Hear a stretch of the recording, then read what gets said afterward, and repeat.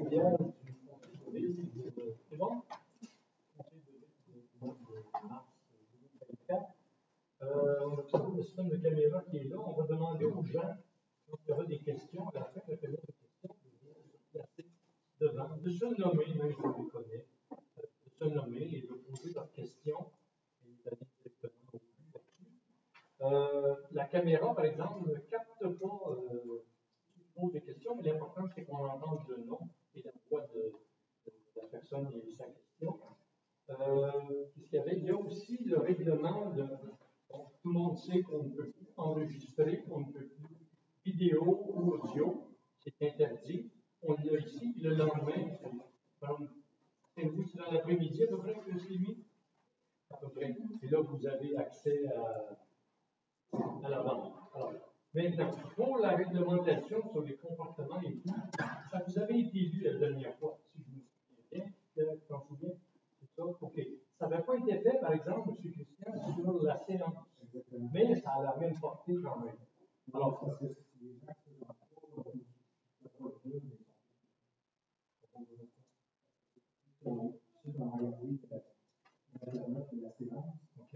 Donc, on rentre la réglementation. OK. Tenez à ce que je la retire au complet. Moi, je pense que le règlement, il est sur le site David. Hein, il est là. Ah oui.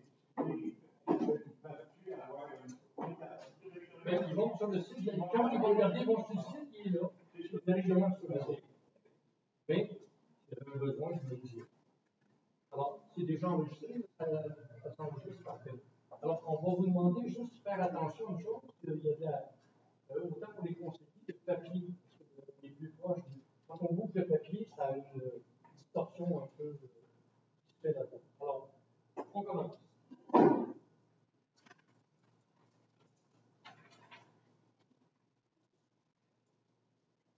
Alors, je déclare l'Assemblée ouverte et nous sommes à 5 minutes. M. Saint-Aubin est absent et Mme Joanne répond. Alors, je vais avoir des questions sur cette. Adoption de notre jour, par contre, nous avons le retrait. On retire le point 7C. Je vais regarder ça. C'était une demande de délégation. Ça a été retiré parce que le référent a demandé de la retirer. Bon. Alors, du jour, est-ce que c'est unanime? Oui, oui, parce que tout le monde a pris connaissance. 3. Approbation des procès-verbaux. Il s'agit en fait du procès-verbal du 19 février 2024. Je vais commencer non pas à 19h, mais à 19h07 parce que la lecture de ce document-là avant. Alors, est-ce que c'est unanime? Oui, oui, oui. Okay. C'est une correction, vous allez apporter dans le 5 2024. 4. Administration, finance et qualité des services, rapport du maire des responsables de comité. Bon. Tout le monde est au courant de ce qui s'est passé avec la commission municipale. J'ai une déclaration à faire qui concerne cet événement. Je considère important de lire à tout le monde. Alors, je vous demanderai de bien écouter ce que je vais dire là, ça a une portée. Et ça va durer une seule. D'entrée de jeu, je désire réitérer le fait que j'ai pris acte de la Commission municipale du Québec m'imposant une suspension de 2 mois et 4 000 $ d'amende et que j'ai assumé pleinement son application. En passant à la Commission municipale du Québec, on ne peut pas aller en appel. Je réfléchis d'ailleurs présentement aux grandes orientations et aux mesures phares qui devraient guider ce Conseil, entre autres par le dépôt éventuel d'un mémoire qui serait remis à la Commission municipale du Québec. Cependant, je juge opportun dès à présent de revenir sur la situation des enquêtes de la Commission municipale du Québec. Bien que plusieurs jours se soient écoulés depuis mon plaidoyer de culpabilité, je demeure habité d'un malaise profond que je n'arrive pas à chasser, notamment quant au principe de justice naturelle, avec cette notion-là, qui devrait prévaloir, mais dont la CMQ semble être à l'appui. Aussi, considérant les actualités récentes évoquées dans les médias locaux et nationaux quant aux défis que rencontrent les acteurs du milieu municipal. Rappelez-vous qu'à peu près 10% des élus ont démissionné jusqu'à date par nos élus.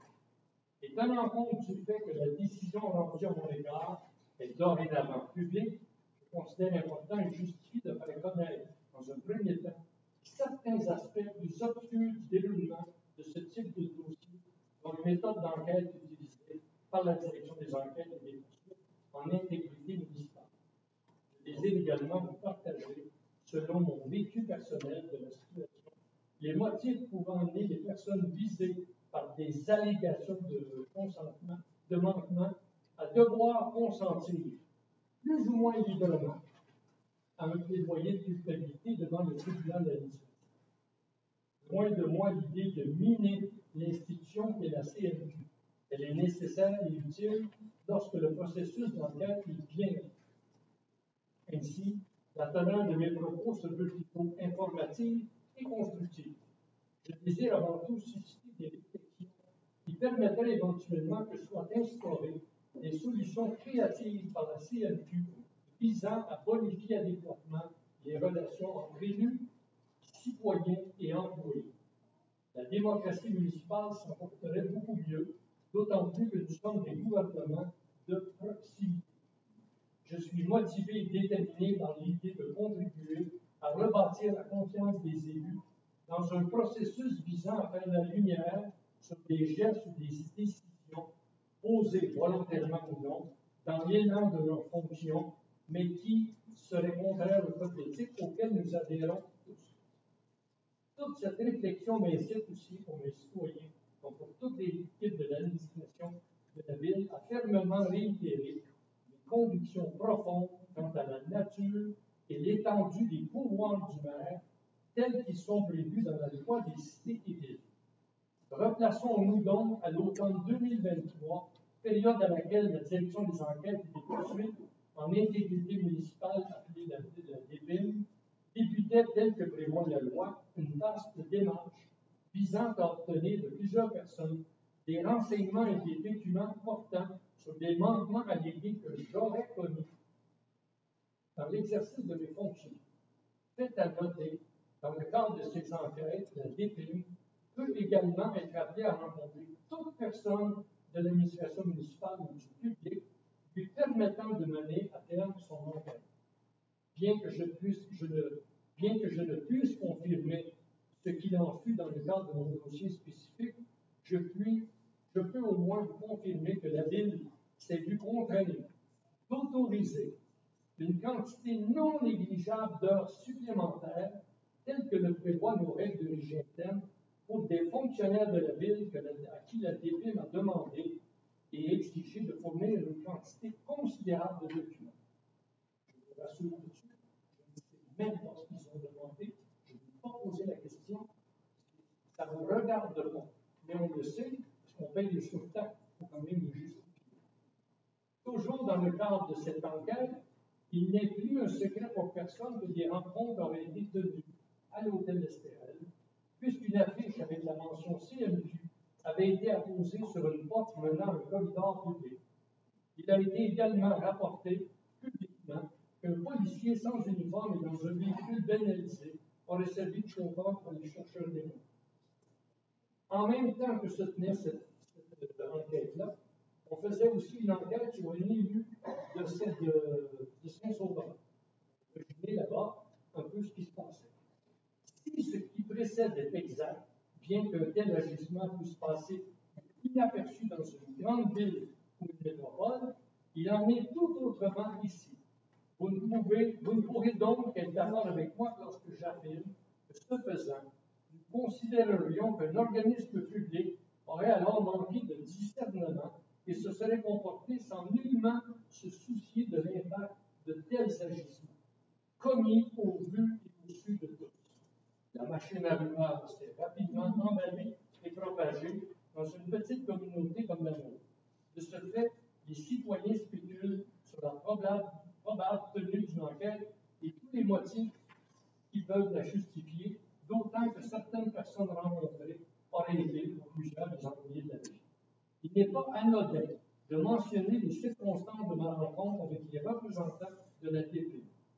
Dès le départ, ces personnes se sont clairement identifiées et m'ont indiqué avoir des questions à me poser dans le cadre de leur enquête.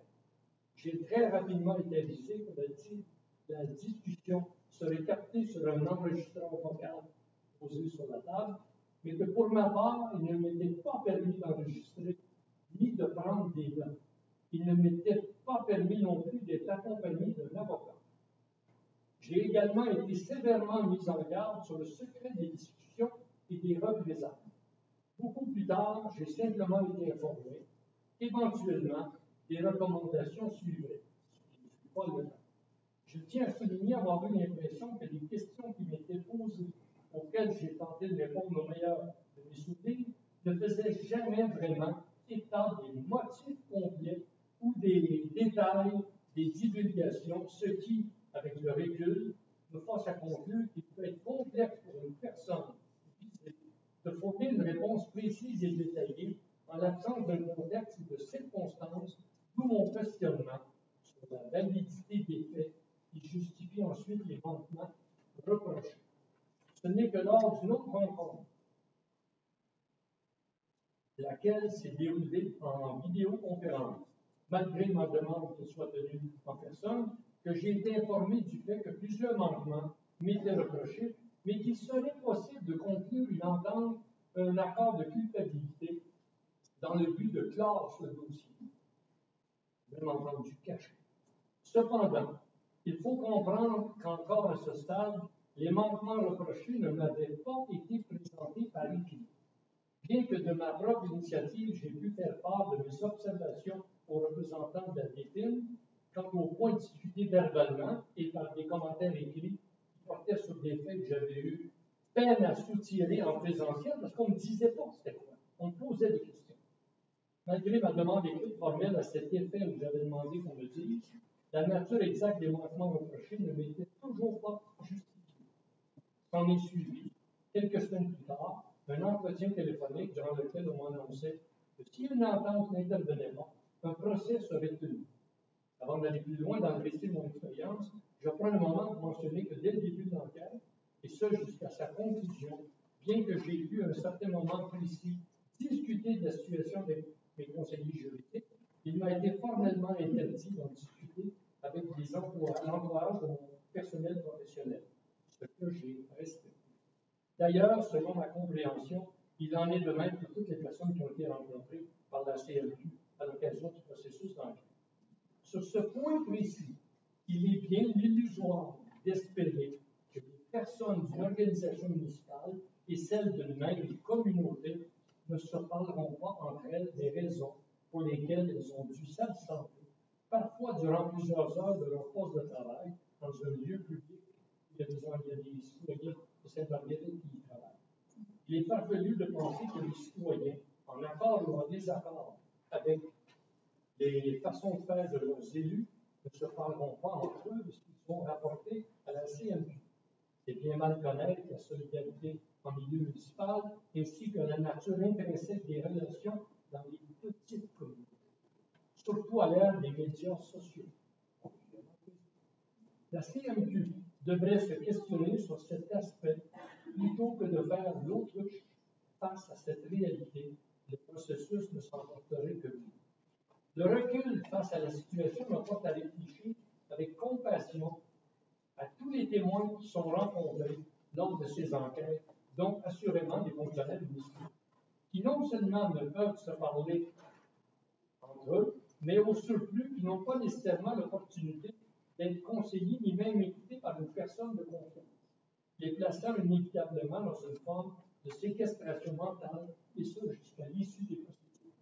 Mais revenons au fait de l'enquête. C'est à l'occasion d'une conversation téléphonique que j'ai été informé du fait que si je consentais à déposer un plaidoyer de culpabilité sur tous les manquements qui pouvaient m'être reprochés, mais dont je ne connaissais toujours pas la teneur précise, seuls 4 seraient retenus. Je ne sais même pas la quantité précise. Ces 4 manquements sont ceux qui mèneraient à la signature d'une entente conjointe des faits dont découlerait la décision à être rendue par la CMQ. Je crois qu'il est important que je mentionne, avoir été informé qu'en cas de refus de ma part de consentir à l'entente de culpabilité des faits, plusieurs autres manquements pourraient être invoqués lors d'audience, me laissant dans l'impression qu'on me soutirait un plaidoyer de culpabilité sans que je ne sois clairement informé des manquements qui m'étaient reprochés. Avec un recul, je me questionne quant à savoir si ce plaidoyer était réellement libre et éclairé. Point important, si j'ai signé cette entente sans me sentir coupable, c'est pour des raisons bien précises. 1. Éviter un procès dans notre communauté, et vous savez que c'est déjà arrivé que la commission fait des procès dans les salles de conseil. Il prévoyait 10 jours, selon les idées de représentants durant 10 jours. Ne connaissant pas la nature exacte de tous les faits qui m'étaient reprochés, je considérais alors que les 4 faits retenus pouvaient, selon toute vraisemblance, être survenus dans le cadre de mes fonctions, bien que je peine toujours à admettre dans mon fort intérieur qu'il s'agissait réellement de manquement. En clair, je les trouverais tellement anodins. La conséquence n'est pas tellement grave, plutôt que de tenir un procès. La tenue d'un procès aurait indisposé des témoins qui n'auraient certainement pas apprécié à devoir témoigner publiquement. Les honoraires de mes avocats auraient été, c'est la loi qui précise, déboursés par la ville, et ça, je tenais absolument à éviter ça. D'ailleurs, je vous annonce, savez-vous combien d'argent on a dépensé pour cette cause-là à la ville d'un avocat? 0 $. J'ai refusé. Il n'y en est pas question, l'argent des citoyens ne doit pas être là. Un des faits m'ayant été reproché concernait une allégation blessante. Et là, j'ai été clairement informé par les membres de la CNQ, les deux que vous parlez, de leur intention de retenir ce fait, ils savaient que ça me touchait, pour des fins du procès si je ne consentais pas à adhérer à l'entente de culpabilité. Sur cet aspect, j'insiste sur le fait d'avoir eu l'impression que ce fait précis a été exploité et savamment utilisé pour me pousser à consentir à un plaidoyer de culpabilité. J'en garde un goût amer. N'importe quel accusé dans une affaire juridique a droit à un avocat.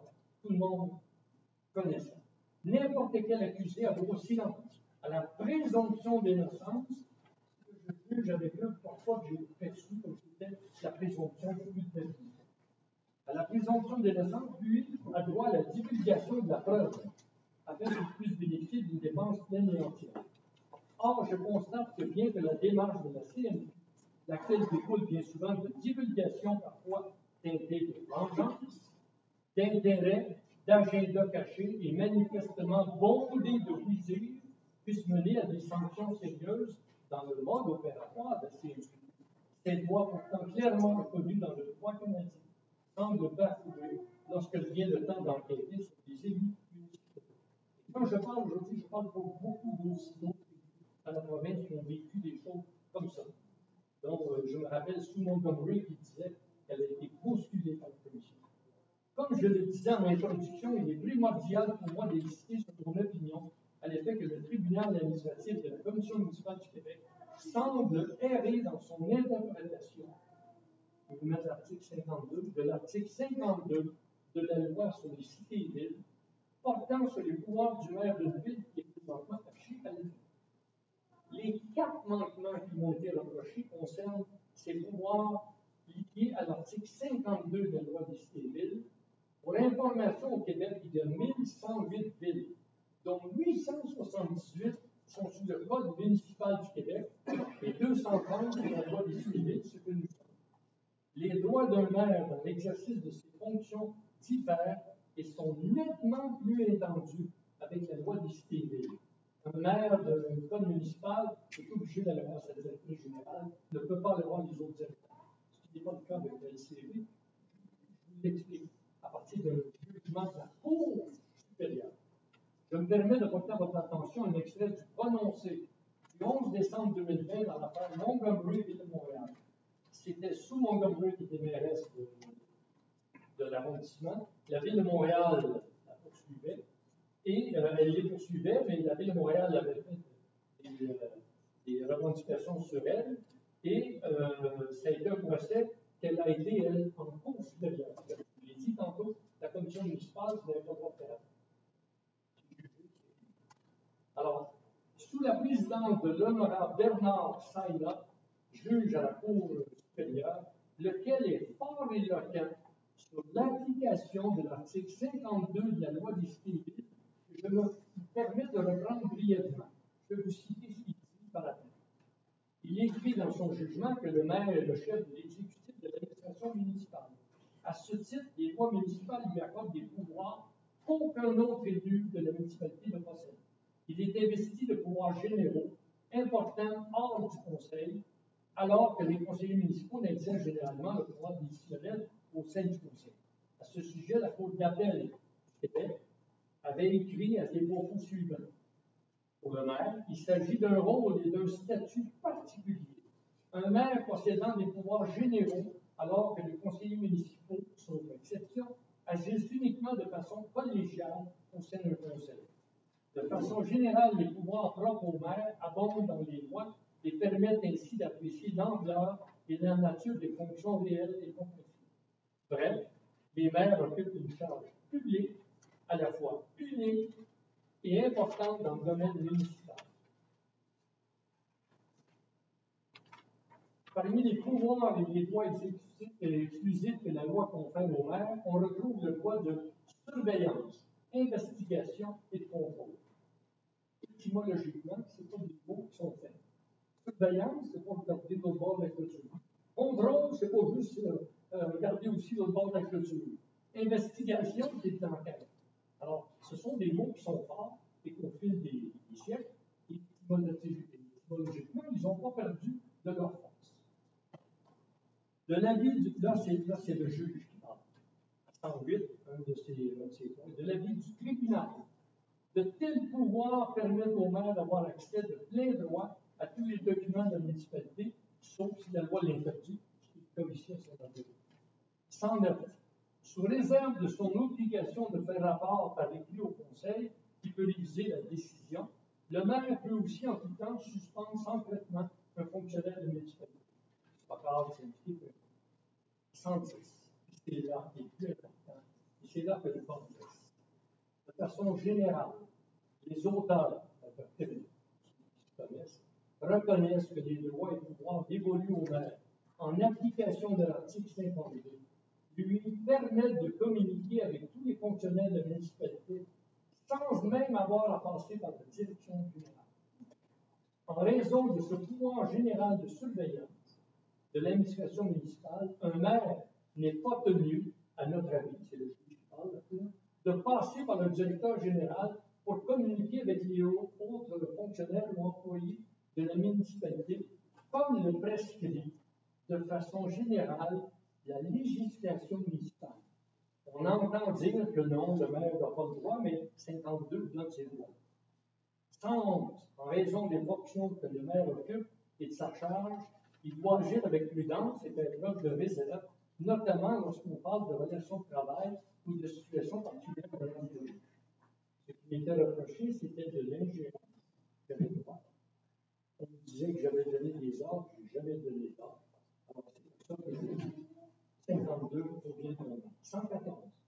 Cela dit, le maire est tenu de se conformer à ses obligations déontologiques, généralement prévues au code d'éthique, adoptées par la municipalité en matière de la loi sur l'éthique et la déontologie en matière municipale.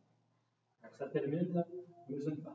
Sous l'angle de ces propos du juge Bernard Spinot, juge de la Cour supérieure, je tiens à dire que j'estime avoir agi par rapport aux faits qui me sont reprochés en complète conformité avec l'esprit de l'article 52 de la loi des cités vides. C'est pourquoi je considère que la CNQ a erré dans son interprétation de mes agissements. Cela étant, je désire dorénavant me concentrer à continuer à améliorer la qualité de vie des citoyens. Quant à tout le processus entourant les enquêtes et les décisions de la CNQ, j'entends et j'espère être en mesure de produire un mémoire afin de conclure dans un futur très rapproché que la CNQ, dans le cadre de ses interventions auprès d'autres élus au Québec, aurait intérêt à raffiner et à affiner ses méthodes sans se laisser guider par des chicanes de clochers qui existent parfois au cœur des villages, mais surtout bien saisir et comprendre les impacts collatéraux que laissent ces interventions au sein d'une communauté une fois qu'elle y acquitte, laissant derrière elle des citoyens ébranlés et parfois des élus ou des fonctionnaires bien démunis quant à la suite des choses. Vous comprendrez, par respect pour les personnes concernées, ainsi qu'envers la CMQ, que je ne répondrai à aucune question concernant ce dossier, mais je reste persuadé, et tel que je l'avais déjà proposé à la CMQ durant l'enquête, qui n'a pas retenu mon offre, que la conciliation et la médiation sont beaucoup plus utiles à l'avenir plutôt qu'une application répressive par des sanctions envers des élus.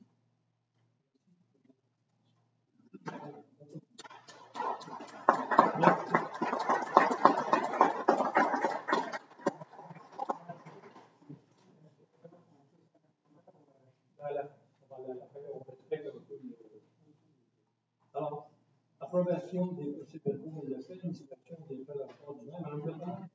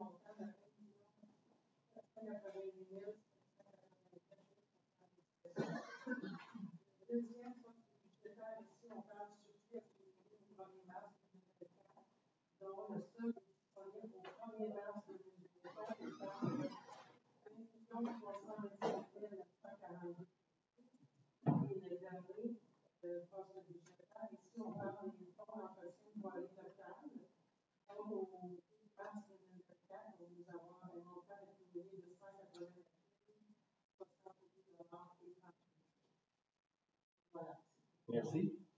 4B, présentation et approbation des comptes, c'est pour un montant de 209 759. Est-ce que c'est unanime? 4C, tout simplement le dépôt de transfert budgétaire V de l'agglomération. Alors, c'est déposé.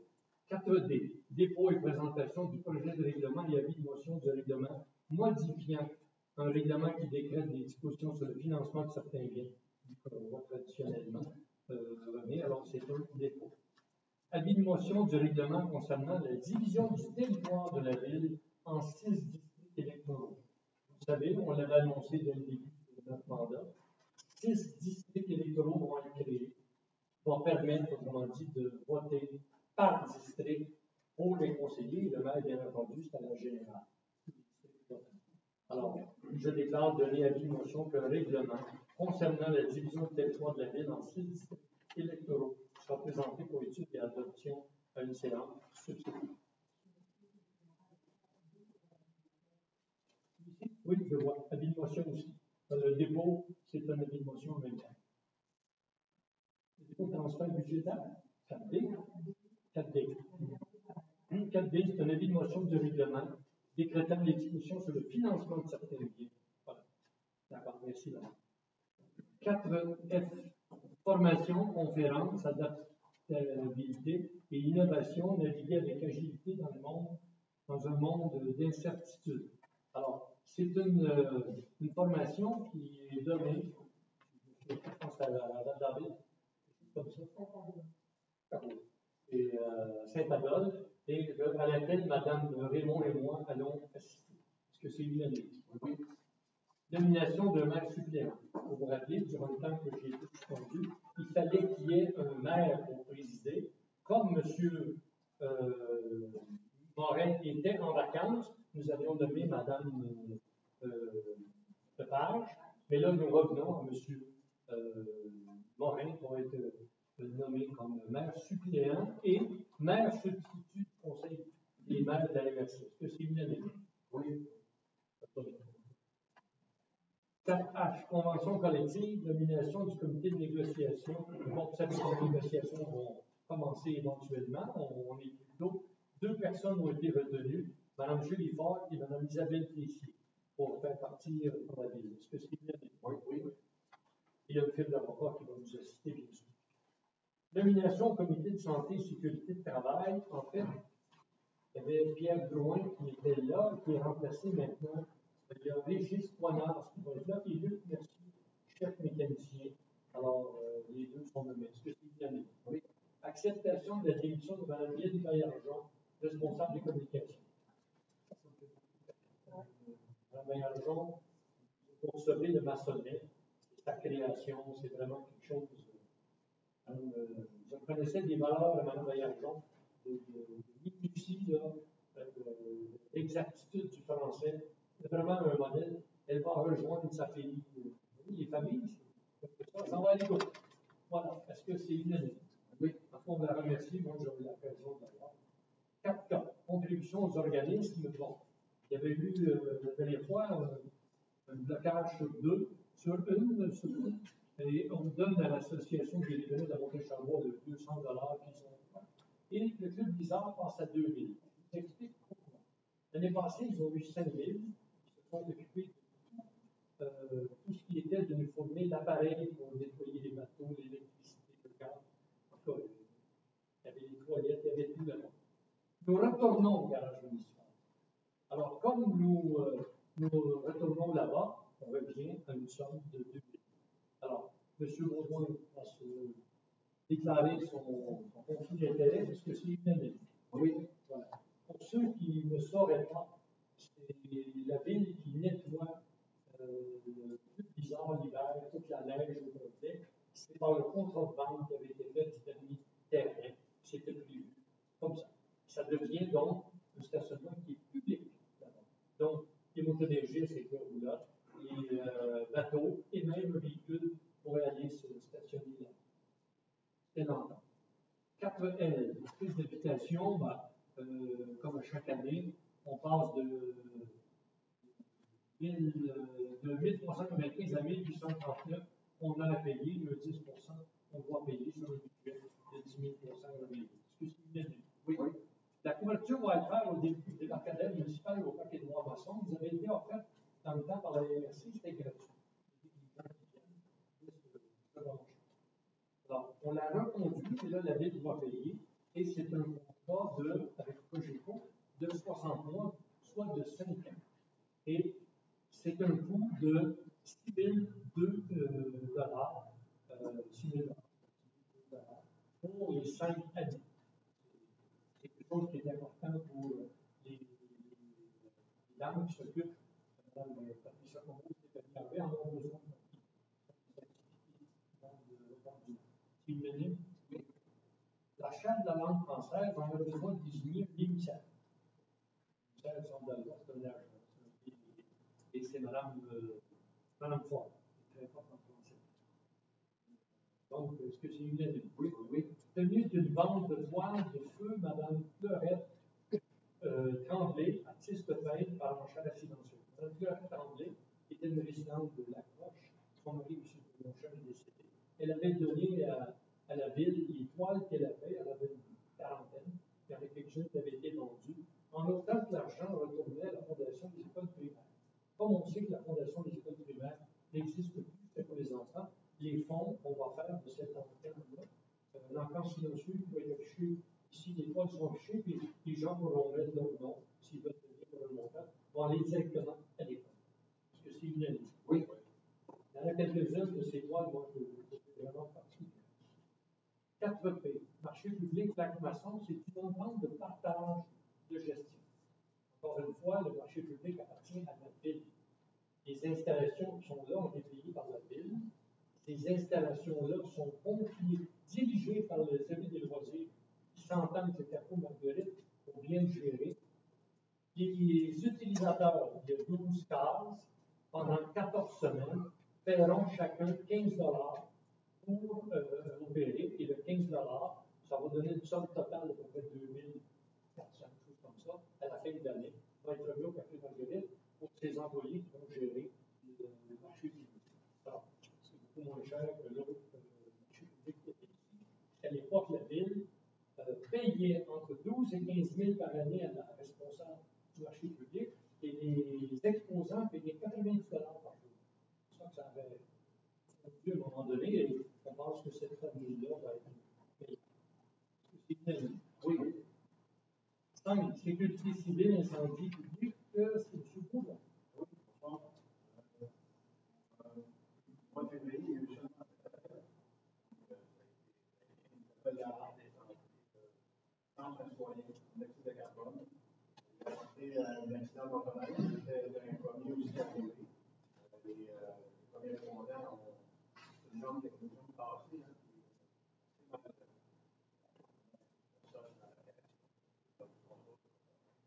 Un feu de motoneige sur un chantier, des arbres sur des fils, alarme pour monoxyde de carbone.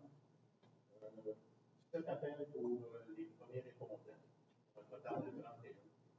Il y a eu des pratiques de sauvetage sur le lac, 8 heures.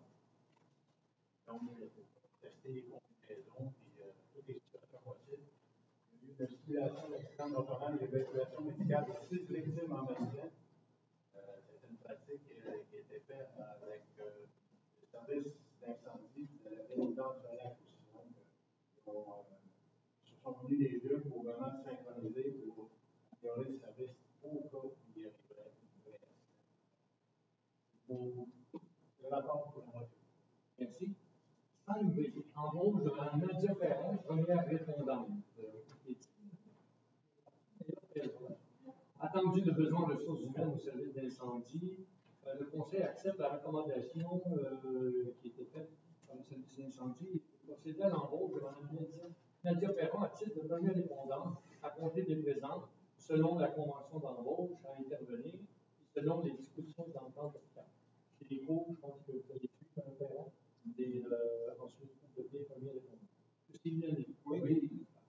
5C. Patrouille nautique, il s'agit pour la ville d'Estérel, il s'agit de redonner à la ville d'Estérel les mêmes pouvoirs qu'elle a et de nommer les Nancy Lachaine, Alexandre Bélil, Alexandre Florent et Éric Noël, qui vont agir comme patrouilleurs nautiques et inspecteurs municipaux. Une partie inspecteurs municipaux dans leur rôle. C'est ce qui est oui. Travaux publics et services techniques. Rapport des responsables de M. Bourgoin. Bonsoir. Bonjour de notre hiver à faire en sorte que des neiges ne neigent pas, des neiges ne neigent pas. J'ai vu les tonnes de route aussi. Alors, on peut demander des trous de ce temps-ci, mais on a travaillé sans relâche possible pour donner des bons chemins praticables. La neige collante, on a élargi les chemins. Nettoyé nos trottoirs, on a eu quelques plaintes avec des formes d'incendie, on procédé. Opération commentaire de Nicoule sur le chemin dans le lac des Grands et de Rognon. Oui, je pense que M. Blanc va peut-être en parler dans la rencontre demain. Oui, on va en parler. Procédure de déglaçage de la neige lors des toits aussi. On a eu l'entretien de la patinoire par l'école. La patinoire s'est terminée, donc c'est ce qu'on va faire. Au niveau artériel, la même chose. Pendant le garde-radis, j'étais des trois permettant des poules, entretien, nettoyage de la glace. Donc, je crois, là, le voir, ils vont se mettre dans les trous. Je ne peux pas abandonner. Pas de chose qui s'en vient. Bon, merci. Alors, 6B, c'est une dalle pour le niveau des avoirs de carburant au garage. En fait, ce qui s'est passé, c'est que les dimensions de la dalle coulée par l'EFCAR étaient selon les plans qui avaient été lors de l'appel d'offres. Ça ne répondait plus exactement aux besoins du niveau des avoirs. SPH a procédé au ajustement en collaboration avec le service du domaine public et ça coûte 6 976 avec les taxes pour le surplus. Ça s'en va dans le règlement d'emprunt du garage, il y a des fonds, et en passant, comme je disais, le garage, ça rentre dans les budgets qui avaient été faits. Alors, est-ce que c'est une année? Oui. Approbation de paiement des comptes progressifs, le numéro 12. Pour le garage, il s'agit d'un montant de 7 912,59 pour le DEFCON. Est-ce que c'est unanime? Oui. Approbation du décompte numéro 13, qui est un montant plus conséquent pour 372 665,23. Est-ce que c'est unanime? Oui. Approbation du paiement travaux électriques au nouveau garage, raccordement du panneau incendie. fallait raccorder ça. Et c'est un montant de 1071,60. Oui. Approbation de paiement, la facture de travaux des fonctionnaires, Baron Empin et les trans. Il y avait, on condamne, autrement dit, la canalisation entre Baron Empin et les trans, qui est plus lourd parce qu'il y avait des fuites, et quand ils ont été effectués, il y en avait une qui ont pu bouchonner, et l'autre qui a fallu qu'il y ait un surplus de 5760, ce qui fait que ça fait un montant de 8692 avec les taxes à payer l'entreprise qui appelle les travaux. Parce que c'est unanime. Mandat d'arpentage au lac Marié, montée du Molisier. Il s'agit d'arpentage pour déterminer la partie, autrement dit, qu'on va regarder pour changer un concept pour bien, autrement dit, équilibrer le lac Marié. Parce qu'on sait que d'un côté du lac Marié, ils ont des puits de surface, puis quand ça joue trop, ben, ça crée des problèmes. Parce que c'est unanime. Oui, c'est un montant de 1494. 6H, mandat pour appel d'offres, achat et rachat d'une chargeuse pelleteuse. On s'envoie en appel d'offres. On avait retardé d'un an. On fait ça un an? 8 mois peut-être à peu près. Alors là, on s'envoie en appel d'offres. Est-ce que c'est unanime? Oui. Plan de gestion des actifs d'eau, c'est une obligation gouvernementale. Et qu'on doit faire, c'est d'élaborer et mettre en œuvre un programme de gestion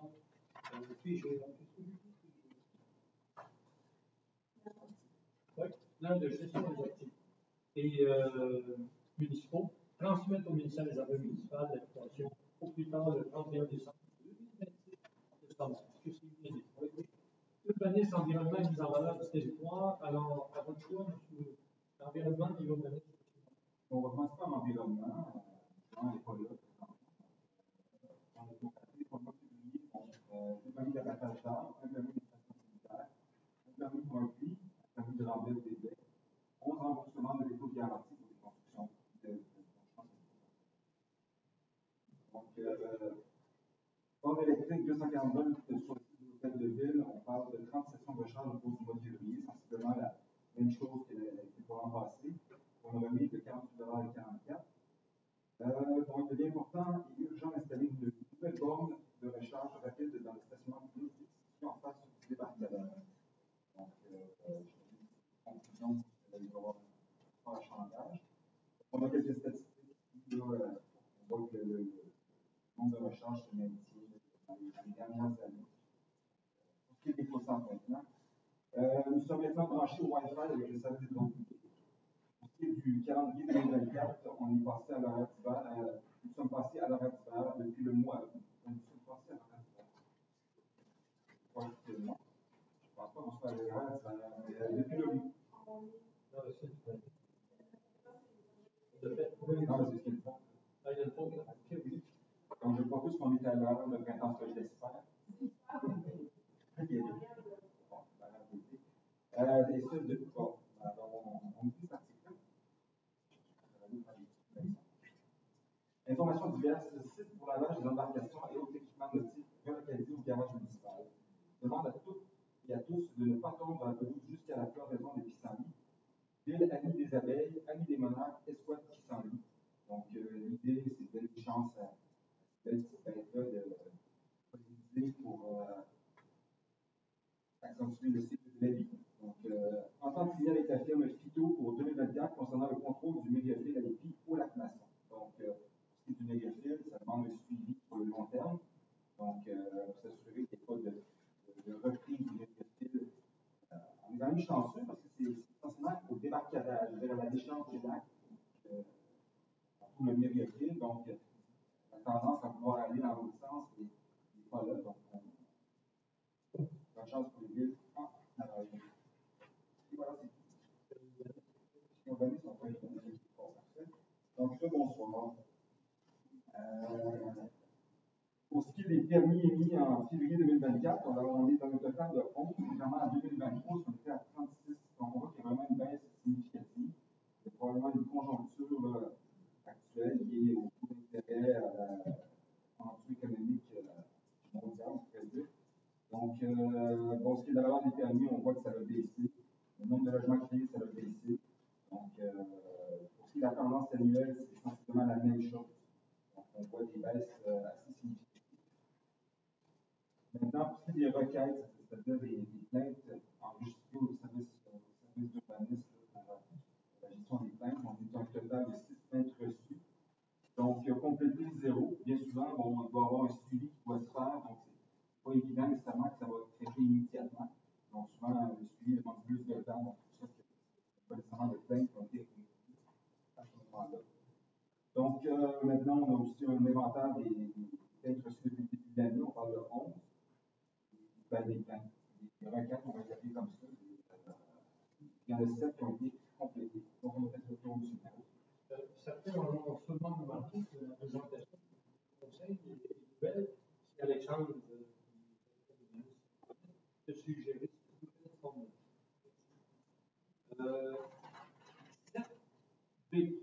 L'adoption du règlement modifiant le règlement du lotissement afin d'ajouter la notion de servitude dans la cession au versement de prête-part et une modification des droits acquis.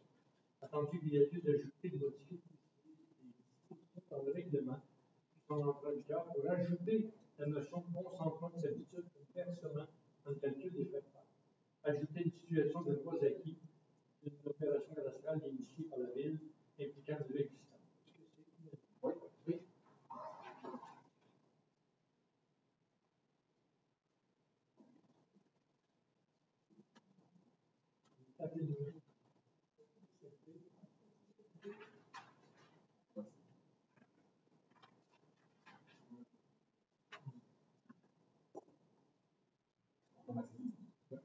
On va se tirer. C'est retiré. J'ai dit qu'on l'a retiré tantôt à la demande du requérant. 7B. Demande d'approbation du plan majeur de lotissement. Il s'agit dans le bout de la rue du Sentier du Boulot.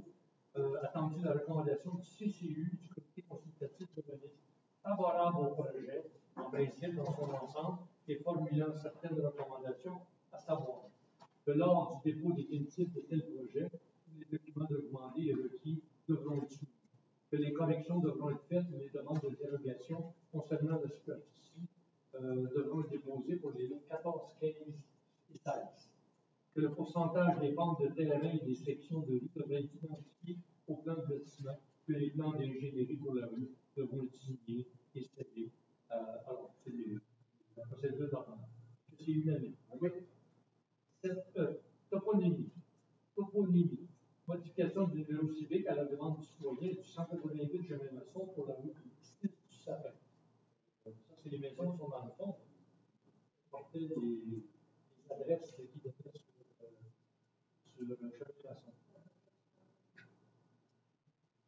Alors, c'est unanime. Toponymie, cette F, c'est le numéro civique à la demande du citoyen. 61 rue du domaine Louillette pour la rue, pour 1 rue des Eaux. C'est unanime. Oui. Demande d'aide financière au programme du gouvernement du Québec pour une forme de recharge double à l'hôtel de ville. Pour nos véhicules de la ville, on s'en va vers des électriques de plus en plus, soit hybrides ou électriques.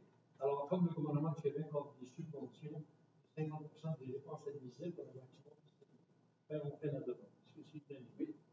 7H, service professionnel, architecture, revue de cloison, service de banque. Vous savez qu'on a un nouveau directeur de l'urbanisme et de l'environnement, il est en haut bureau avec un inspecteur. Il y a 2 bureaux fermés qui vont être faits, un peu comme on a fait la comptabilité.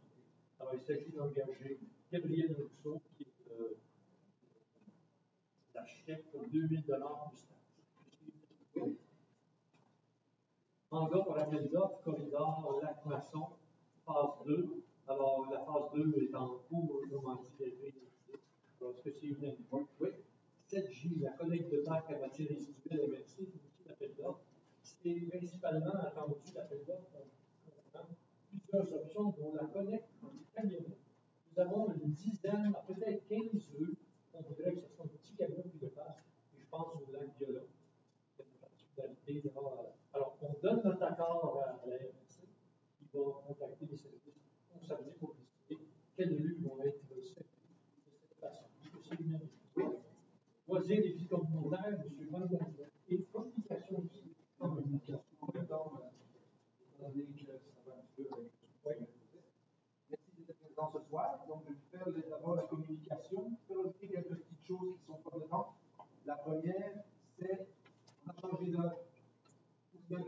changer ses batteries. Dans ces avertisseurs de fumée, c'est important, c'est ce qui fait que vous ne pouvez pas aller à un incendie et vous allez pouvoir sauver peut-être votre vie ou celle de votre famille. Donc, le fait, demain, on regarde cet avertisseur et on change la batterie. Dans les choses maintenant, on a toujours évidemment le Facebook à y aller où il se passe beaucoup de choses. Je peux bien regarder, il y a beaucoup de gens sur vous que je vois dans la salle aujourd'hui, que je vois qui mettent des j'aime, qui suivent. C'est important parce que ça parle beaucoup de ce qui va se passer. Le maçonnet vous le dit, le Facebook vous le rappelle. Donc mettez-le dans votre calendrier, des fois on fait ah, j'ai oublié. Le site web, donc, qui a des nouvelles publications souvent, la bannière avec des sites d'événements qui a bougé.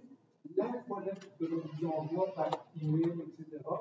On a 670 abonnés, on a un taux d'ouverture qui est descendu un petit peu de 77%, peut-être qu'ils êtes trop beaux, ils ont été dehors, mais quand ils finissent, c'est tout. Donc, c'est drôle, pour la séance du conseil, nous avons 47 clics. Je pense que ce chiffre va changer dans les semaines prochaines. L'activation en fait, dimanche 25 février, on a eu 38 clics, c'est pas mal. L'activation en fait, donc on a mis les publications avec le mail, on a mis un petit peu partout, vous allez voir dans les photos. Qu'est-ce que je vous dis aussi? Le maçonnet, donc c'est ça, gardez-le bien précieusement. Dedans, vous avez évidemment les collectes. Hein, on ne l'appuie pas, il est déjà là, vous mettez sur le frigo. De toute façon, on n'a pas de date. Les packs, comme on vous a déjà dit, l'hiver n'est pas terminé. S'il vous plaît, pour les déjà, mettez-les un petit peu proche de votre maison que dans la rue. Quand ils sont passés, on les enlève.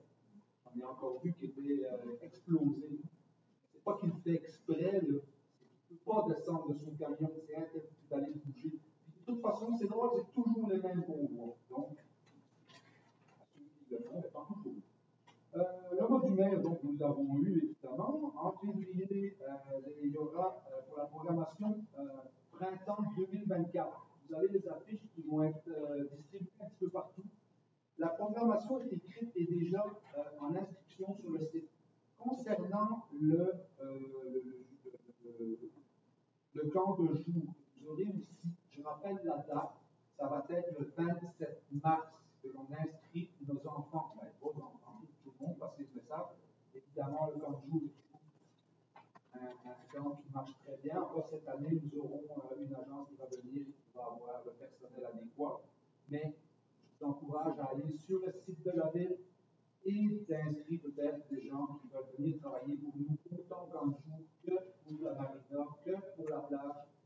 On a besoin de, chaque année, je dis, pas des bénévoles, mais des jeunes qui veulent venir dans leur ville pour aider la communauté et voir aussi de l'activité à faire. Donc, c'est pas du bénévolat pour celui-là. Dans le bénévolat, dans les activités, il y a le piquet-ball qui est gratuit. Le piquet-ball, c'est gratuit, c'est fait par les membres de l'âge d'or. Ceux qui sont inscrits ne payent pas. Ceux qui veulent passer ainsi dessus, vous avez le droit d'y aller à 25 $. Je vous dis, le tennis, c'était quelques jours, mais là, je pense que ce sport-là est plus fort. Ça bouge. Il y a beaucoup de membres, vous allez avoir une belle activité à passer aussi que nos aînés. Et puis on se dit, qu'est-ce que je pourrais faire dans ma ville? Pourquoi pas y aller? Vous allez voir des gens qui s'impliquent au bénévolat, qui donnent beaucoup au village. Donc, allez-y. Qu'est-ce que j'avais donc les batteries, je l'ai dit. Concernant maintenant le rapport de la vie communautaire et des loisirs, où nous travaillons tous très fort pour vous donner des activités de qualité, on va dire. Nous avons eu donc le lac Masson en fer pour l'hiver. Les photos sont là. C'était 3 jours, donc sur 3 semaines. On a commencé par le Cupidon festif. Après ça, on a eu des frictions sportives. Donc, c'était un dimanche, un samedi, un dimanche. J'espère que vous avez aimé la formule. Vous en écoute, si vous avez des suggestions. Parce que c'est quelque chose qui nous permet, tout de faire le samedi, de aller dimanche et vice-versa. C'est certain que le dimanche, on a eu beaucoup de monde. Si je prends dans les activités, en gros, un peu Cupidon, les mains en cire, les enfants occupés, la mascotte, il y a des gens que je vois ici. Il y avait des enfants qui ont adoré M. Masson. Hein? C'est un peu comme quand il y a le lutin coquin qui est là, ces choses-là, les enfants, ils adorent. Les tours de calèche sont toujours incontournables, même pour vous. Ça, des fois, on en pense. Pascal, vous l'avez eu. Pour le frisson sportif, ben, il y a eu des belles activités aussi de tous les voir, comme le ballet. Mais là, c'est difficile d'avoir des personnes qui viennent coacher, mais quand ça joue, ça va. Les courses extrêmes, c'était parfait. Les deux quatre roues ont été aimés. La dernière journée, pour moi, j'étais là, j'ai trouvé magnifique. Il faut juste du vent, en savoir que sur le lac, le vent, hein, quand on s'en va, et d'ailleurs, on a eu un appel, on va aller. Mais quand vous allez d'un côté, là, mettons que vous faites 3 km, c'est bien beau, mais il y a 3 km pour revenir aussi. Et avec le vent dans la face. Là, souvent, ce qui se passe, c'est que les gens sont fatigués, ou voilés, ou des personnes plus âgées, avec qui ça, qui se gênent, et qui sont fatigués. Donc, nous avions les autotamponneuses qui, à chaque année, je vois qu'il y a une suite de vent, on ne jamais y aller. L'igloo qui était là avec la pizza, ça a été pauvre monsieur. En 2 heures, il a vendu toutes ses pizzas. Il n'en avait plus. Pizza, il n'a jamais vu ça de sa vie. Il n'a jamais vu un village rouler autant avec dans tout ce qu'il fait, puis c'est pas nouveau pour lui. C'est ça, c'est un athlète de sa base, on en vend. Donc, il était très, très heureux.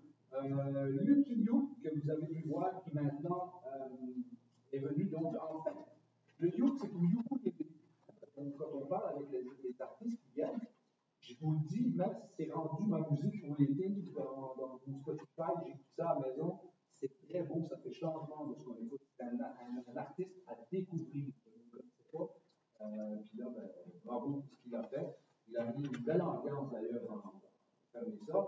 Les mascottes qui étaient divisées, le maillot tout plein, ça a été un phénomène pour les enfants. Encore, les bonnets, je ne peux pas les enlever, la ferme. Tout le monde y va, les gens. C'est venu de partout. Oui, nous voulons que Sainte-Marguerite soit connue et reconnue comme des activités de qualité. C'est ce que j'ai entendu par des gens qui viennent de notre village. Ça nous a été rapporté. Donc, merci aussi à vous tous et toutes qui êtes venus en grand nombre pour que ça soit une réussite. Concernant maintenant les services de garde de la semaine de relâche, ben oui, on avait dit ça. Ça aussi, c'est un succès. Malheureusement, vous savez, je vous l'avais dit, c'est des places qui sont contingentées, donc on ne peut pas en mettre plus. On verra l'année prochaine s'il est faisable, parce que les personnes n'ont pas eu la chance de pouvoir inscrire leurs enfants et de pouvoir faire des activités. Donc, nous allons y penser pour l'année prochaine. Qu'est-ce que j'avais d'autre à dire? La reconnaissance des bénévoles, ça va être important aussi, ça va être le 18 avril à la salle du conseil ici. L'activité de Pâques. L'activité de Pâques va être gratuite pour tout le monde et va se faire à l'école Monseigneur Henri Charlevoix. Donc, pas besoin d'inscription. Venez-y, ça va être une belle activité aussi qu'ils vont avoir, avec la chasse au coco. Je sais qu'il y a 2 couleurs d'œufs, donc il serait important de ne pas prendre la couleur des petits. J'ai rappelé la date. C'est passé. Donc, c'est rapide. Désolé. Concernant maintenant les statistiques de l'hiver. La patinoire, je l'aime beaucoup. Tout le monde l'adore, tout le monde la veut. Mais je ne peux pas la geler. Je n'ai pas encore trouvé. Il y avait canon à neige pour les pistes de ski, mais je n'ai pas trouvé comment geler la patinoire pour pas qu'on ait de l'eau, pour pas qu'on s'en fout, pour pas qu'il y ait de la slush. Donc, l'année prochaine, on va essayer de faire du mieux qu'on peut. Ils ont travaillé très fort avec des tracteurs qui ont brisé souvent. Je vous dis, là, ils ont réparé ça des fois, je pense, avec de la paille. C'était très fort ce qu'ils ont fait. Donc, les sentiers pour le parc STL a bien fonctionné. On a quand même eu 62 passes à 2, des seniors 16. Les passes saison famille, parce que ça devient moins cher, on en a eu 13. L'entente, ça c'était très bien aussi. Et j'encourage tout le monde, vous savez que j'aime skier. Le ski Chanteglaire a eu 54 jeunes qui se sont inscrits du village. Bravo. Bravo à tous ces enfants qui se sont inscrits, les parents d'élèves, malgré que ce n'était pas non plus évident pour le ski. L'entente de l'utilisation du sentier de parc régional de Val-d'Aville, ça c'est nouveau de cette année, nous l'avons vu. Ceux qui l'ont fait, ben, j'espère avoir des commentaires, si vous avez aimé, pas aimé, tout se passer dedans. Ça va sûrement être renouvelé l'année prochaine. Mais parlez-nous-en, c'est sûr qu'on a les notes, qu'on aimerait ça à mettre des jours qui soient aussi marchables pour nous. La bibliothèque, elle, fonctionne très, très, très bien. Vous savez, c'est des bénévoles aussi. Je vous en parle souvent. Une bibliothèque, c'est aussi comme une église, c'est un centre pour les enfants, pour nous, pour aller chercher de la lecture. Ce n'est pas juste un livre. Vous pouvez acheter des livres électroniques qu'on va vous lire, vous allez avoir sur votre tablette pour l'accès ici. Vous pouvez commander des livres qui ne sont pas là. Donc, José fait un très beau travail. Elle met aussi des boîtes. Ça, vous allez voir, il y a une table avec des boîtes blanches et c'est la lecture surprise. Donc, ça aussi, j'ai aimé que vous ayez ça, certains vont aller voir, avec le commentaire de ceux qui l'ont lu. Seulement lors de la dernière journée du festival en fait, j'aime ça le signaler, elle a eu à ce 250 enfants, 250 personnes qui sont passées dans son kiosque. Donc, c'est la preuve que la lecture et la vie communautaire des loisirs, on va dire, de la bibliothèque fonctionne. Au total, on peut compter plus de 475 personnes qui ont visité la bibliomobile durant l'hiver en fête. C'est énorme. Bravo. Donc, les heures de bénévolat pour le mois de janvier étaient de 115,5. C'est important de les souligner, et on va les souligner prochainement aussi.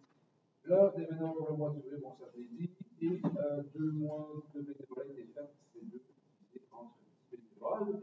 Qu'est-ce que j'avais oublié? Je rappelle aussi que les emplois sont importants chez nous. Parce que si on n'a pas, on ne bouge pas la plage. Oui, on a des gens qui vont être là. Mais pas de sauveteur, c'est comme une station de ski. On est obligé d'avoir 2 patrouilleurs qui ouvrent la station et numérique. Si on n'a pas de gens qui sont sur la plage pour sauver, pour garder et faire le sauvetage, oubliez ça, on est obligé de la fermer. Il y a des gens qui vont nous dire ah, c'est fermé. Il y a plus de monde dans le village que jamais, plus d'enfants. Donc, on peut passer un excellent message. Venez, nombreux et nombreux. Merci pour votre écoute. C'est tout pour moi. 8B, embauche, concours d'emploi, déposer des débarcadère et à la station de lavage, poste temporaire. Alors, il s'agit d'engagement de Marc-André Cameron, Alexandre Rabault-Denis, Pierre Morin et André Turcotte pour les emplois temporaires. Oui, embauche, concours d'emploi, sauvetage, c'est le président qui s'appelle Benoît Legault, sur le chemin Sainte-Marguerite, qui a été sauveteur à la MRC. Oui, même chose pour l'assistant sauveteur qui se voit là et Benoît Durand. Oui, embauche concours d'emploi et technique pour loisir, préposé à l'entretien remplacement. Il s'agit de Antoine Monnet, fils de Mathieu, titre de salarié remplaçant. Alors, le résident, parce que c'est il remplace le 10 mars 2024 au 8 avril 2024. Participation à la conférence annuelle du loisir municipal. Il s'agit pour les loisirs d'envoyer quelqu'un. On a décidé d'envoyer une personne, la coordonnatrice Patricia Como et la coordonnatrice adjointe, Mme Stéphane Darveux, ont décidé laquelle des deux va y aller. Est-ce que c'est unanime? Oui. Horaire d'ouverture des débarcadères municipales, des stations de lavage, des embarcations. C'est un horaire autant pour le débarcadère que la station de lavage. Oui. 8H, plage municipale 2024, près de l'ancien centre culturel. Horaire d'ouverture et location d'équipement. Alors, en fait, on va faire pour les toilettes, on va avoir des toilettes là-bas. On a aussi un chapiteau qu'on met, parce que les enfants, ils vont des chapiteaux parfois. Alors, il s'agit, dans ce cas-là, d'une dépense de 1164 et 37 pour les toilettes et 2845 pour le chapiteau. Est-ce que c'est unanime? 8I demande au programme d'assurance financière aux célébrations locales pour la fête nationale, comme à chaque année qu'on demande. Oui. 8J demande d'aide financière Caisse des Jardins. Ça fait la même chose pour la fête nationale. Est-ce que c'est unanime? Oui. 8K, location de toilettes portatives pour le parc des Mangousses. Sur la rue des Mangousses, la Biellette. Alors, c'est une location de toilettes. C'est unanime. Oui. Maintenant, tantôt, M. Bourgoin avait raison. Il y a plusieurs projets qui s'en viennent. On est sur le reste d'un mois. Comme équipe. Il y a des choses qui vont Donc, la pénurie, vous savez qu'on a un rapport qu'on a présenté, une consultation. On avait quand même une cinquantaine de personnes qui étaient venues. Alors, de ce soir, dans une première réunion, M. Morin, M. Baudouin et M. Gagné, et on va se réunir là-dessus pour discuter. Il y a aussi des études d'art que les gens veulent. Parce que j'ai parlé avec Jean-Pierre Corbeil, il aimerait bien qu'on le fasse sur la patinoire en haut à l'école. Il dit qu'en largeur et tout, on va en faire 3. On a celui de jeu de groupe. Le plancher va être, le fond va être peinturé, parce que ça va être la confusion. C'est pas un terrain de tennis, ni celui de tennis, va être pickleball. Alors, il y a ça.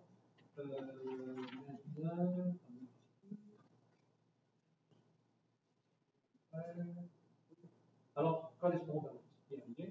Affaires nouvelles, il n'y a rien. Faites-le de questions.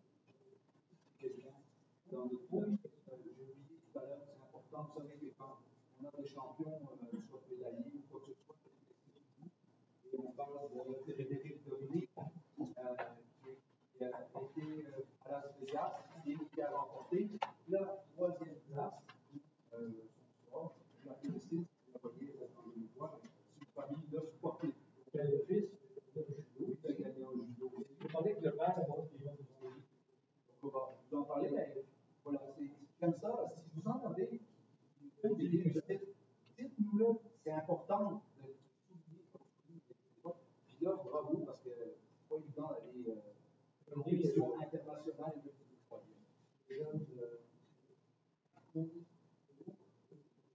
le soccer, c'est le fils de Christian. Il est toujours en Espagne, en attente d'être pris par le club professionnel. Alors, il attend sa chance d'être sélectionné. C'est une passion pour lui. Et, les gens qui vont réussir, l'influence qu'il fait. Et quand on va savoir quel club de sélection, avec une autre petite chose. Vous savez, la Waze qui dit la police, en fait, mon Waze vous dit la SPCA est dans le village. Ceux qui ont fait leur médaille de chien, c'est le temps d'aller la chercher. Parce que si vous ne l'avez pas, c'est une belle différence de $350. Donc, on ne dit pas de venir ici ou en ligne directement. Achetez votre vignette au coût de $25. Médaille sur votre chien, $25. des questions, on va s'entendre, je vais venir vous dire au bout de main et allez-y. Moi, il faut chacun. Je mets votre nom. Non, je sais que la solution que la place, c'est plus chose que l'autre chose. Tout à fait possible. Alors, conseiller, mon nom c'est Normand McMillan, citoyen de alors, maire Boucher, conseiller, concitoyenne, ici présent et présente. Permettez-moi quelques observations de simple Maître Boucher, je vous remercie d'avoir pris le temps d'aviser les citoyens et citoyennes de Sainte-Marguerite de ce que vous avez dû traverser récemment. Quand on a appris dans les journaux ce qui se passait à la mairie, plusieurs voisins en ont parlé. Voilà, non, je me demandais ce qui se passait là-dessus. Je veux juste partager que le consensus était qu'on trouvait bizarre d'avoir à contacter les instances de la CNQ, Commission des municipalités du Québec, pour écrire somme toute des accords qui auraient pu et qui auraient dû se gérer à l'interne. La question qu'on s'est posée, et qu'on peut peut-être encore se poser, est-ce que l'intérêt public a été bien servi par ces démarches? Je pense que c'est une question qui devrait être dénominateur commun pour plusieurs. Il semble que vous, du moins, avez agi dans l'intérêt public. En évitant de prolonger cet imbroglio qui aurait pu coûter très cher à la municipalité, juste en fait légaux, sans mentionner d'autres. D'ailleurs, de ce qu'on peut voir, vous et votre équipe de conseillers et conseillères avez à cœur le bien commun de Sainte-Marguerite. On n'a qu'à voir ce qui a été accompli en peu de temps. Juste quelques exemples. Le Café aux Marguerites, un lieu d'accueil et de rencontre conviviale où tous les résidents et résidentes, ici, il y a des visiteurs qui viennent visiter notre ville. Un gros succès en peu de temps qui en fait un nouveau point d'attraction unique au cœur de la municipalité. Le nouveau garage municipal, certains sont d'accord, d'autres ne sont pas, on peut s'entendre là-dessus, mais il était temps que les employés de la voirie soient bien installés. L'équipe de M. Kaufmann mérite d'avoir des locaux modernes et sécuritaires pour travailler à l'entretien de nos routes. De plus, vous avez réussi, encore une fois, à aller chercher des subventions nécessaires pour un bien commun qui servira la municipalité pour des décennies. Vous pensez que les gens de la voirie, à 4h, 5h du matin, là, ils sont là, puis ils dégagent nos rues d'hiver, c'est vraiment difficile. L'étude en ingénierie dont vous avez mentionné, qui a été commandée pour bien asseoir l'urgent projet de réflexion des routes. Là, on est sur le chemin entre-lacs, on peut vous dire qu'on a besoin, afin de bien planifier et exécuter des travaux de qualité qui auront la durée de vie escomptée. Ils n'ont pas juste peinturé de la taxe, 3 ans après, va avoir disparu. Sans compter tous les autres projets là, qui sont sur la table.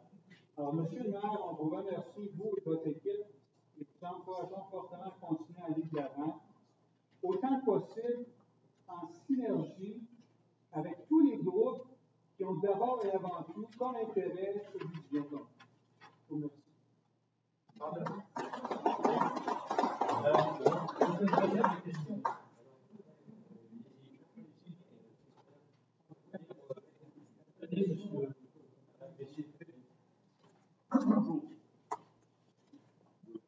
Qui ne connaît pas M. Camara? Une constatation concernant l'émotion de division du territoire. Moi, je suis citoyen ici depuis 65 ans. 58 pour moi, pas des pas à Montréal, de Saint-Laurent. Moi, je trouve que ça va faire, ça le dit dans votre chose.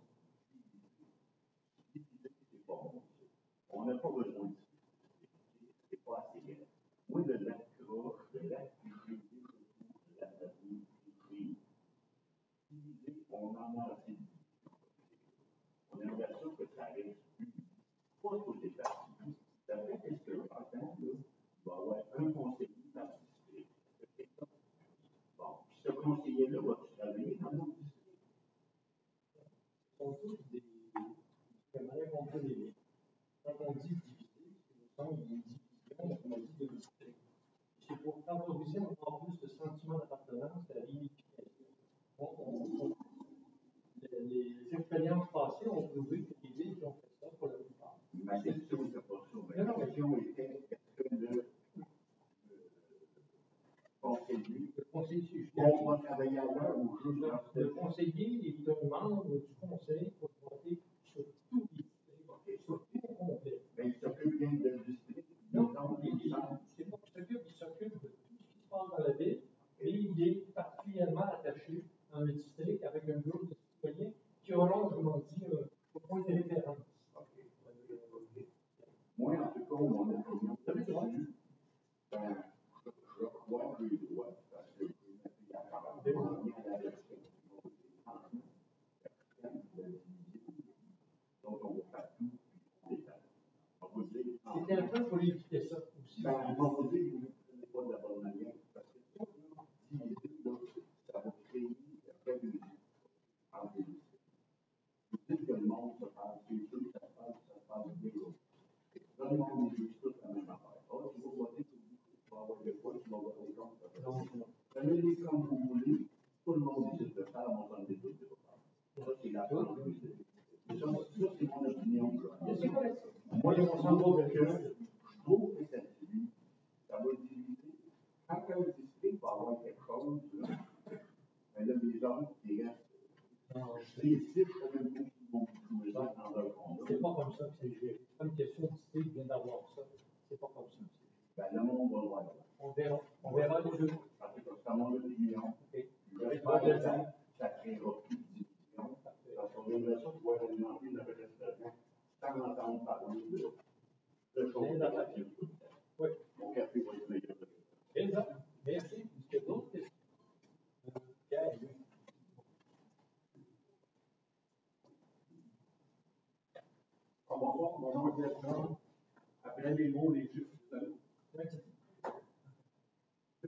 2022, les résultats financiers disponibles 2023, on connaît rien encore. On a un budget qui a été annoncé dans la zone d'épargne, qui suivait 10 l'année d'avant, 9 l'année d'avant, 32 proposés, 32% en 3 ans. Et surplus, vous avez annoncé 1,3 million de rapport public.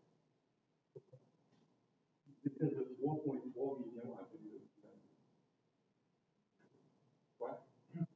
Exactement, c'est on a construit un terrain, on a acheté un immeuble, on a remisé Si vous parlez de quelque chose Marguerite, c'est en 21. C'est pas de les chiffres. 1,3. Il y avait une raison. Bon point, la transparence. Ah non, ça existe. Les documents budgétaires des années antérieures ont été retirés. Ça n'a toujours pas remis, ça fait 3 mois comme ça. Ça fait 3 mois. On peut les remettre maintenant.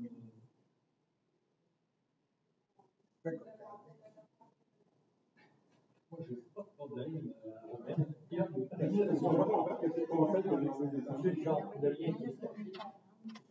Mais,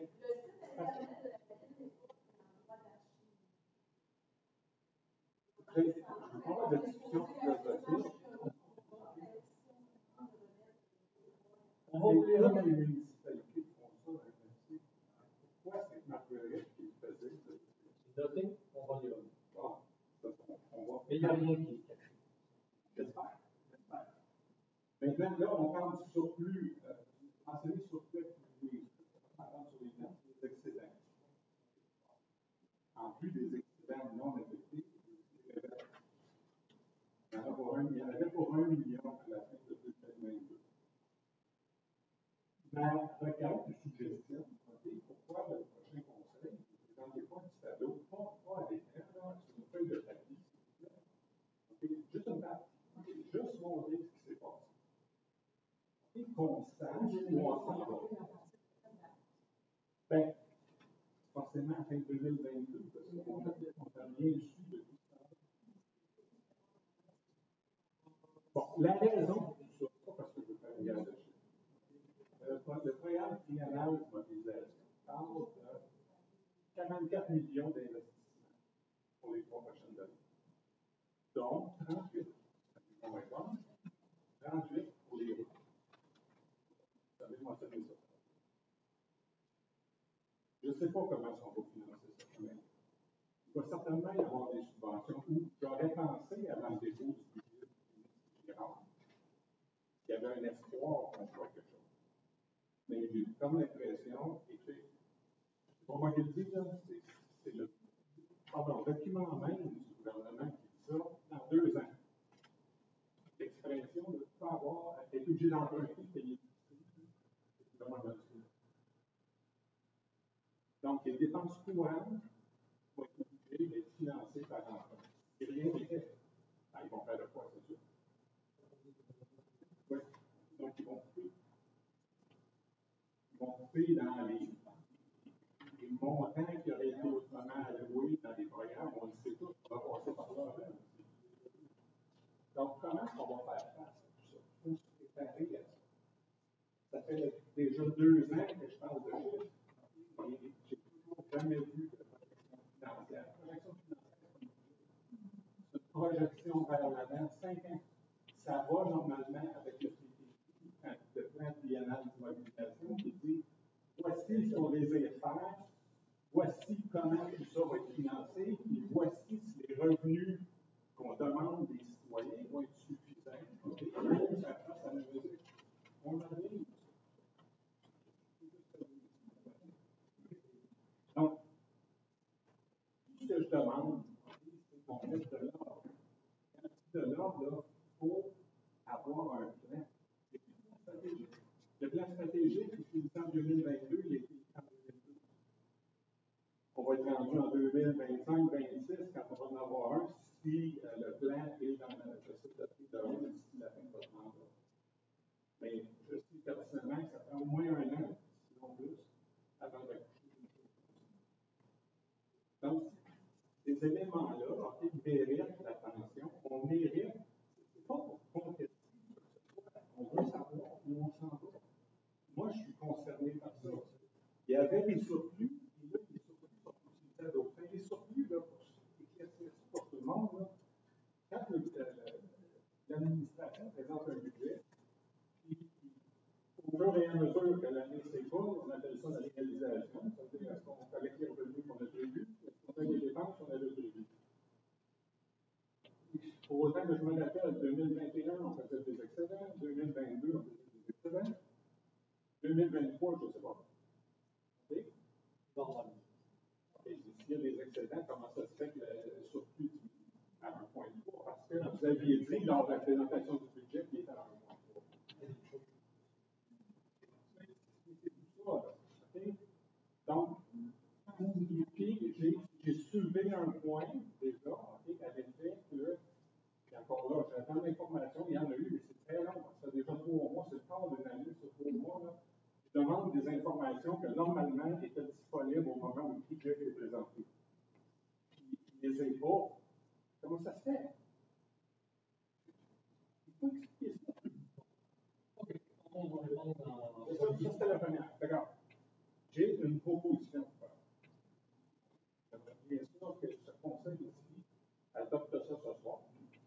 Et c'est de procéder à une modification, on peut mettre ça dans le code de déontologie, okay, à ce que cette administration-là se commette à convoquer les gens en assemblée publique avant toute utilisation des choses. C'est catégorique et c'est pas comme ça qu'on fonctionne au ministère. Et je vais vous répondre. Le PDI, premièrement, le programme triennal d'immobilisation va être refait au complet. Nous allons faire le cadre financier. Nous avons des projets qu'on veut réaliser. On veut refaire le parc, on a les moyens, nos ambitions. Il y a des chemins qui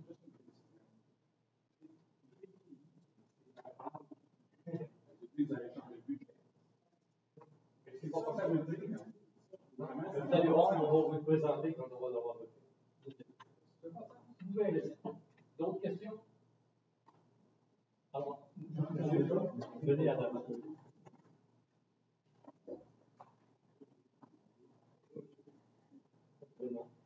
Vincent, en fin de compte, cette discussion, encore le bon, Quel bon vous parlez du restaurant chez Québec? Ouais, c'est ça. Au gouvernement du Québec, même qui est classé, ce fonds-là.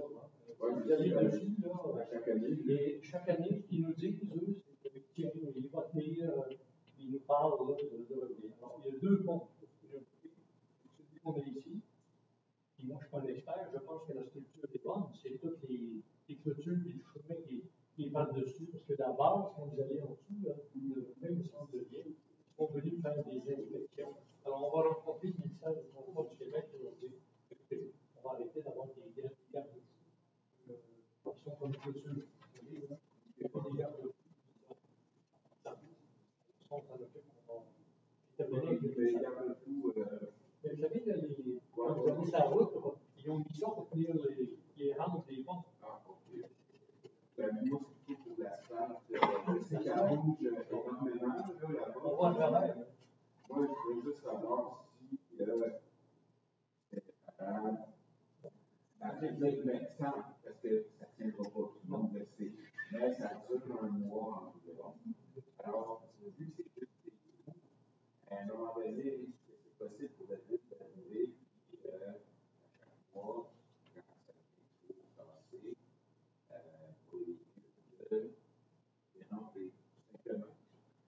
Donc, ici, on va 70. On va aller réparer là si on n'a pas d'accord, on va les aviser. Et souvent, ils vont nous dire, on va y aller. Et nous, quand on a l'accord, on a des sacs pour faire et on installe et on les facture. Et c'est revenant tout le temps.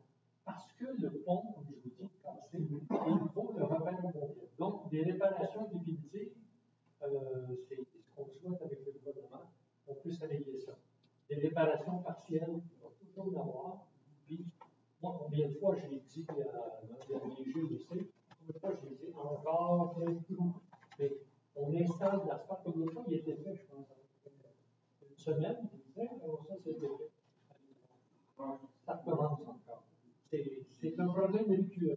Et on va rencontrer avec notre directeur, notre ingénieur, on va rencontrer du 16 novembre, on va vous donner des nouvelles. Dans le fond, la cyclope, depuis que ça fait 5 ans de lutte, elle vient tout le temps. C'est vrai que ça fait en 2013, on était maire, c'était comme ça.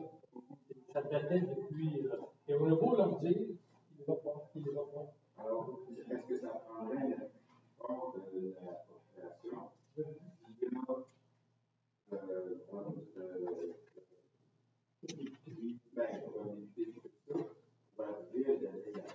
Je vais vous répondre. J'étais dans le bureau d'un député il y a beaucoup de temps, et vous savez, quand on a des problèmes, ça va 70 au niveau des prix. Si on regarde là, dans le bout du 400, 450, là, c'est toujours brisé. Et j'en parlais avec la députée, qui me disait, peut-être le 5 moins, mais je pense qu'il est plus. Il écoute plus que si elle parle, elle dit que je peux bien le faire. J'ai beau le dire, elle a parlé au ministre, et bon, il y a une portion qui a été faite quand même, là, je peux en parler, je peux voir les autres faits, mais il y a encore ça à faire.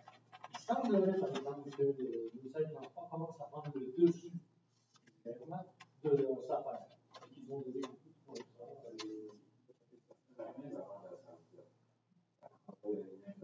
On reprend l'infrastructure, mais c'est à eux. Si ils nous disent, non, on laisse comme ça, on est pris pour vivre avec. Et si on veut les réparer, il faut les appeler avant. C'est fou, là, comme ça. Oui, puis là, on peut le faire, puis on les facture. S'ils nous disent, non, on va passer, j'ai vu, moi, des fois, attendre une semaine. Et là, on les rappelait, puis on disait, alors, il y a besoin de faire.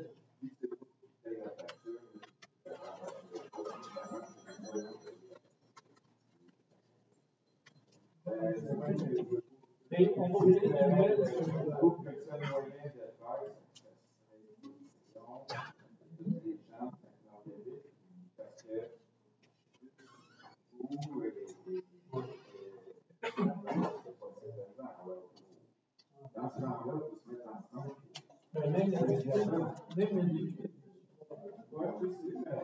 Mais on fait, on va vous en parler.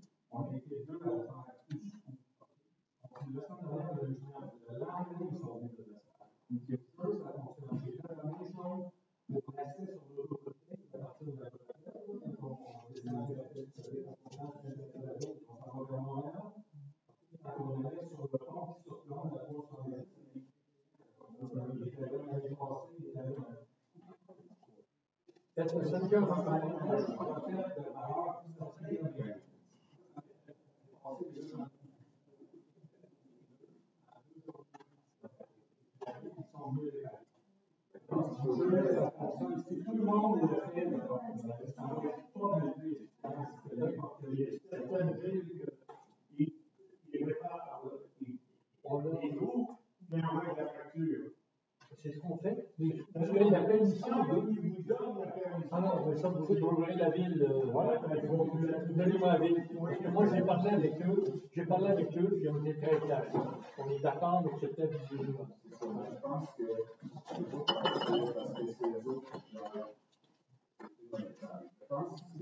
il y en a qui font ça. Si tout le monde le fait, On va changer. on va changer des choses. Pour ça, pas évident. C'est bon.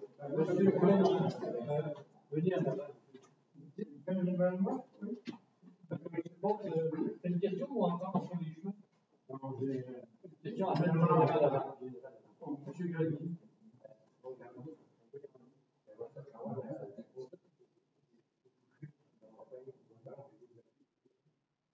Non, c'était ce que j'ai compris, monsieur Grenier.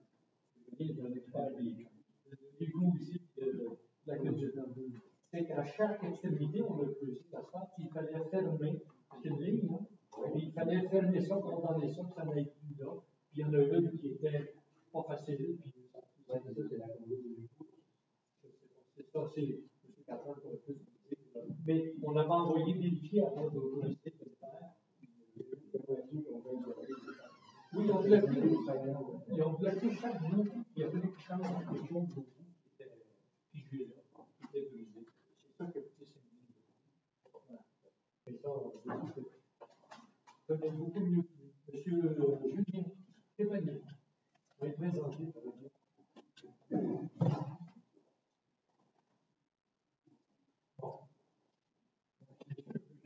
Guéri, un petit peu plus chaud qu'avant.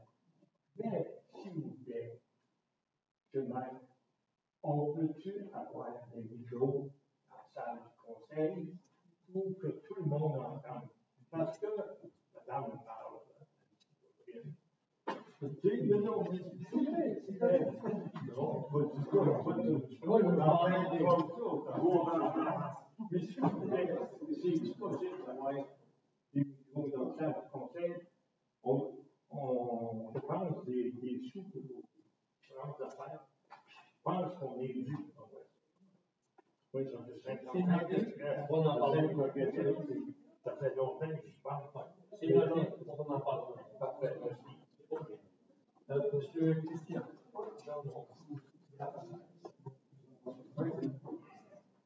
J'aimerais surpris qu'il y a pas personne qui pose la question. À savoir, vous avez dit, soyez pas inquiets, on s'assure que les taux de taxation, on va l'ajouter à la baisse pour que le coût soit moindre. Puis quand on regarde les comptes de taxes, c'est assez vite.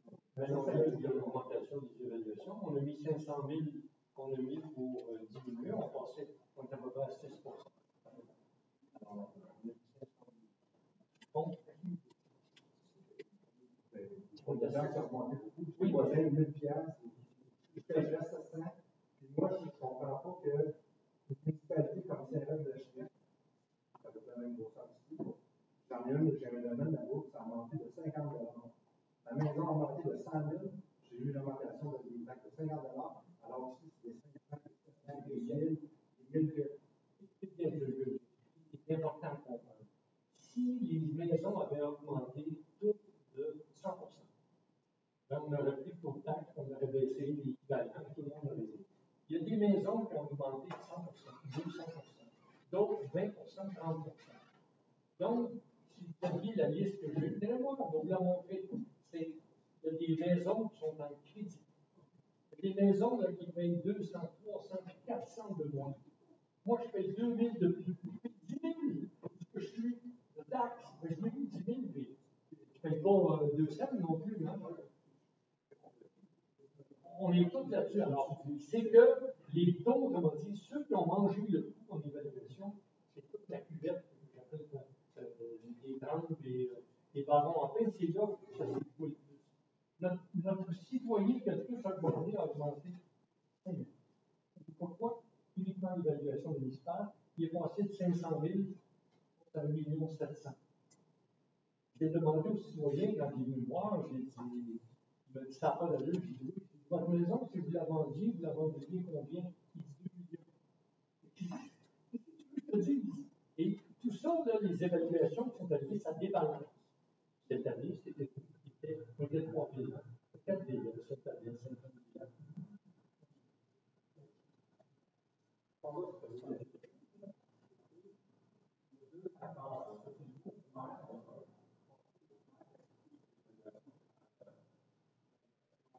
On a fait une réunion pour se rencontrer.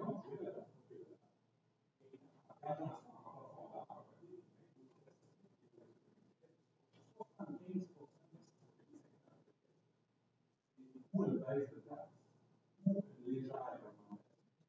25%.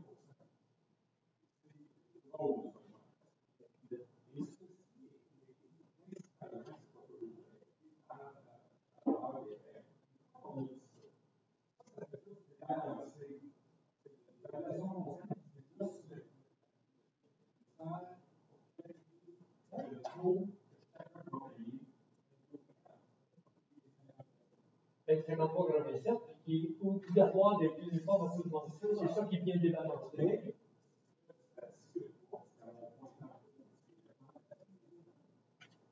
On est à côté, on sait le poids des dépenses qu'on a fait. Tout a augmenté.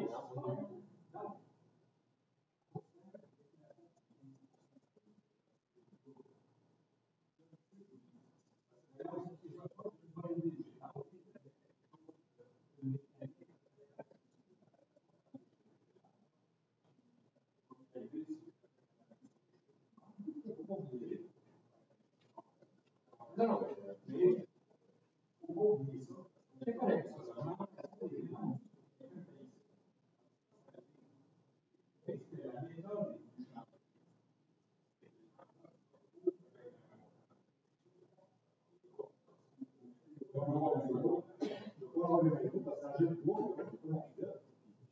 Vous avez la fièvre noire, j'ai un livre complet, on va vous le montrer, vous allez rester sûr.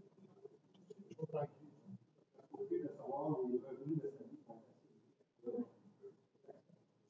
Non, ça va.